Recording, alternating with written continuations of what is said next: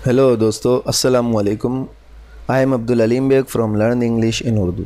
दोस्तों, मुझे बहुत सारे मैसेजेस आते हैं फेसबुक पर कि हमें इंग्लिश सीखनी है, आप हमें इंग्लिश सिखाएं। तो मैंने आपके लिए एक ब्लॉग बनाया है जिसमें आप लोगों को बिलखुसूस जो बिगिनर्स हैं या न्यू लर्नर्स हैं उनको बहुत ही फ़ायदा होगा, क्योंकि मैं इसमें बिल्कुल बेसिक से लेके जो है वो कोशिश करूँगा कि बिल्कुल बेसिक से लेके इसको मैं चलूँ।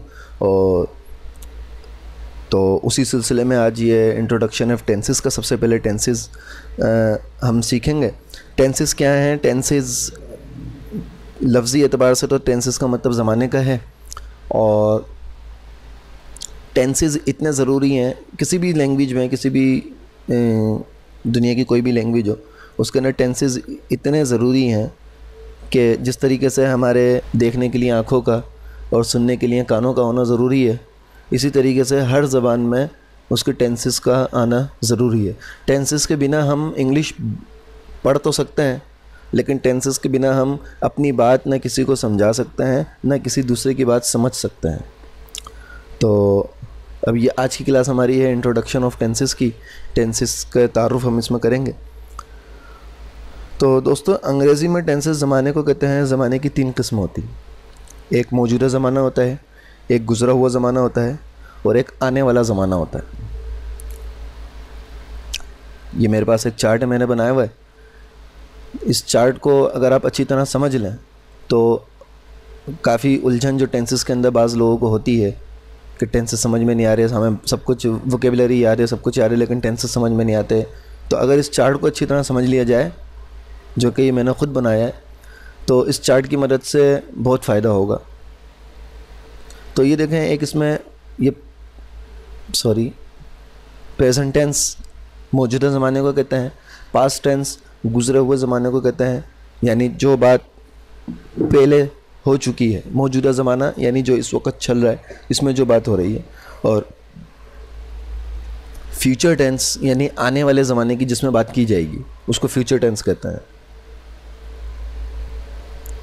फिर इन तमाम टेंसेस के अंदर ये 3 टेंसेस हैं, ज़्यादा टेंसेस नहीं है। इन 3 टेंसेस के अंदर फिर 4 किस्में हैं, और वो चारों किस्में सेम हैं। आप यहाँ देख सकते हैं, indefinite tense, continuous, perfect, perfect continuous, ये चारों टेंस हैं। यही चारों टेंस प्रेजेंट में है, यही चारों पास्ट में है, यही चारों किस्में इसकी फ्यूचर में है। तो पहले तो हमने ये समझ लिया कि प्रेजेंट टेंस किसे कहते हैं, मौजूदा ज़माने को कहते हैं, पास्ट गुजरे हुए को, फ्यूचर आने वाले को कहते हैं। इसके बाद इंडेफिनिट का मतलब है काम का होना, जिसमें कोई काम हो रहा हो। कंटिन्यूस का मतलब है काम का जारी होना, जिसमें कोई काम जारी हो।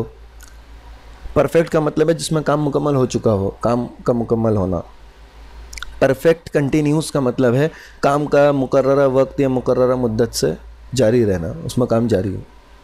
इसी तरीके से पास्ट में देख लें तो इन चारों का यही मतलब है, और फ्यूचर में इन चारों का ये मतलब है। अब अगर यही इंडेफिनिट टेंस यानी काम का होना हम मौजूदा में लगा देंगे तो प्रेजेंट इंडेफिनिट यानी मौजूदा ज़माने में काम का होना। इसी को पास्ट में लगाने तो हो जाएगा कि गुजरे हुए ज़माने में काम का होना, यानी गुजरे हुए ज़माने में काम हुआ था। और इसी को फ्यूचर में लगा दें तो यानी आने वाले ज़माने में काम होगा। सिंपल। इसी तरह कंटिन्यूस को ले लें जिसमें काम का जारी रहना। अगर कंटिन्यूस को प्रेजेंट के साथ लगा दें, प्रेजेंट कंटिन्यूस टेंस, तो क्या होगा कि मौजूदा ज़माने में काम जारी है। पास्ट कंटिन्यूस को माजी के गुजरे हुए ज़माने में काम जारी था। फ्यूचर कंटिन्यूस में आने वाले ज़माने में काम जारी होगा। प्रेजेंट परफेक्ट, परफेक्ट मतलब काम का मुकम्मल होना। प्रेजेंट परफेक्ट यानी मौजूदा ज़माने में काम मुकम्मल हो गया। माजी में चालू हुआ था, काम शुरू हुआ था, और आने वाले मौजूदा ज़माने में काम मुकम्मल हो गया। पास्ट परफेक्ट में गुजरे हुए ज़माने में काम शुरू हुआ और गुजरे हुए ही ज़माने में काम मुकम्मल हो गया। फ्यूचर परफेक्ट में काम मुकम्मल हो जाएगा, आने वाले ज़माने में काम मुकम्मल हो जाएगा। इसी तरीके से प्रेजेंट परफेक्ट कंटिन्यूस टेंस ले लें तो प्रेजेंट टेंस का मतलब है मौजूदा ज़माना, परफेक्ट कंटिन्यूस का मतलब है कि मुकर्ररा वक्त से काम जारी है। तो प्रेजेंट परफेक्ट कंटिन्यूस यानी एक मुकर्ररा वक्त या मुकर्ररा मुद्दत है, उससे लेके अब तक काम जारी है। पास्ट में मुकर्ररा वक्त या मुकर्ररा मुद्दत थी, उस वक़्त से काम जारी था, और फ्यूचर में मुकर्ररा वक्त या मुकर्ररा मुद्दत से काम जारी होगा। तो उम्मीद है कि ये बहुत सिंपल से आपको समझ में आ गया होगा। इस चार्ट को बहुत अच्छी तरीके से पढ़ लें, समझ लें। इसके बाद आगे बढ़ते हैं।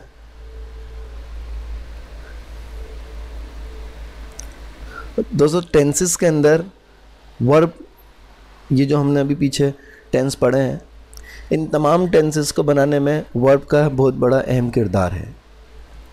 वर्ब इन तमाम टेंसेस को बनाने में बहुत अहमियत का हामिल है और तमाम के तमाम टेंसेस का एतबार वर्ब के ऊपर होगा। वर्ब को तब्दील करने से पूरा टेंस तब्दील हो जाएगा।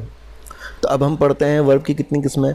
बाज़ जो इंग्लिश अंग्रेज़ी दान हैं उनके नज़दीक वर्ब की 3 किस्में, बाज़ के नज़दीक 4 और बाज़ के नज़दीक 5 किस्में। मैंने यहाँ पे 4 शो करी हैं, लेकिन जो ऑक्सफोर्ड वाले उनके नज़दीक वर्ब की 5 किस्में हैं।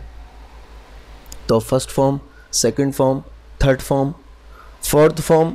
जो फर्स्ट फॉर्म है इसी के आगे ing लगाने से ये फोर्थ फॉर्म बन जाती है। जो ये फर्स्ट फॉर्म है इसी के आगे ing लगा देंगे तो फोर्थ फॉर्म हो जाएगी, और फर्स्ट फॉर्म के आगे ही s या es लगा देंगे तो वो पाँचवीं फॉर्म बन जाएगी वर्ब की, जिसको s या es फॉर्म कहते हैं।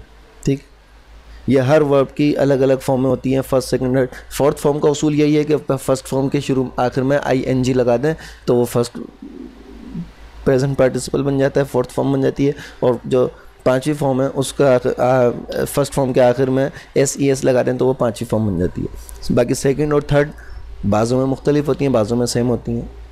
ये इंशाल्लाह आता रहेगा। और जो मेरा पेज है फेसबुक पे लर्न इंग्लिश इन उर्दू, उसमें आप ये बहुत देख सकते हैं। मैं रोज़ाना की बुनियाद पे जो है इसमें ये बहुत शेयर करता हूँ, पोस्ट है, आप वहाँ से कर सकते हैं। रोज़ाना एक आप याद करें तो आपको माशाल्लाह बहुत सारे याद हो जाएंगे। तो दोस्तों ये इंट्रोडक्शन था टेंसेस का, और अब मज़ीद हम बढ़ते हैं अपने आगे के कोर्स की जानिब। तो आप अगला लेसन देखिए, प्रेजेंट। अब हम पढ़ेंगे प्रेजेंट। सबसे पहले हम पढ़ेंगे यहाँ पे प्रेजेंट इंडेफिनिट टेंस। तो बढ़ते हैं अगले कोर्स की जानिब। अच्छा दोस्तों, इस कोर्स के अंदर एक चीज़ ये आपको मैं बता दूँ, याद आ गई कि इस कोर्स में इंस्ट्रक्शन दिए हैं कि इस कोर्स को आपको कैसे याद करना है। कि पहले दिन आप पहला टेंस याद करें, दूसरे दिन दूसरा टेंस, तीसरे दिन तीसरा टेंस, चौथे दिन चौथा टेंस, और जब तक आपको एक टेंस अच्छी तरह याद ना हो जाए, जब तक आप आगे ना बढ़ें। ज़रूरी नहीं है कि ये 12 के 12 टेंस आपको 12 दिन में याद हो जाए, भले आप इन 12 टेंसेस में महीना लगा दें, लेकिन जब तक आपको एक टेंस अच्छी तरह याद ना हो जाए, अगर एक दिन में याद नहीं होता 2 दिन में कर लें, 2 दिन में नहीं होता 3 दिन में, लेकिन जब तक एक टेंस अच्छी तरह याद ना हो, आगे ना बढ़ें। इसमें आपका अपना नुकसान है, आगे ना बढ़ें। 12 टेंस हैं, कोई मुश्किल नहीं है, आराम से हो जाएंगे। और उसके बाद इस वीडियो हैं, वीडियो के आखिर में एक्सरसाइज होंगी, वो एक्सरसाइज आप लोग करें। और उन एक्सरसाइज को के उसके अंदर मैंने सॉल्व आंसर भी रखे हैं। उन आंसर को आप बाद में देखिएगा, पहले आप खुद से आंसर करें, उसके बाद आप उसका आंसर देखिएगा। ठीक, और इसके अंदर टेबल ऑफ, और इंग्लिश सीखना कोई मुश्किल काम नहीं है। इंग्लिश को हमने खुद अपने ऊपर हावी करा हुआ। इंग्लिश क्या है? इंग्लिश सिर्फ एक ज़बान है और कुछ भी नहीं है। ये एक बहुत बड़ी कहावत है ना, एक कहावत है ये जो कि बहुत मशहूर है कि English is a language not a measure of intelligence. English सिर्फ एक ज़बान है, वो आपकी ज़ानत को नापने का और नापने का पैमाना नहीं है। सही है, तो इंग्लिश को हम अपने ऊपर हावी ना लें। जब तक हमारे अंदर कॉन्फिडेंस नहीं आएगा, हमें इंग्लिश नहीं आएगी। सबसे पहले कॉन्फिडेंस हमें चाहिए। ओके, तो बढ़ते हैं अपने लेसन की तरफ, प्रेजेंट इंडेफिनिट टेंस।